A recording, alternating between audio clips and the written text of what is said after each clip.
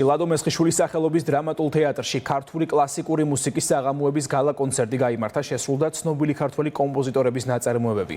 ქართული კლასიკური მუსიკის საღამოების ფარგლებში კონცერტების სერიების დამფუძნებელი და სამხატვრო ხელმძღვანელია პიანისტი თამარ ლიჩელი. ქართული კლასიკური მუსიკის საღამოები მაისში დაიწყო და დეკემბერში თბილისში დასრულდება.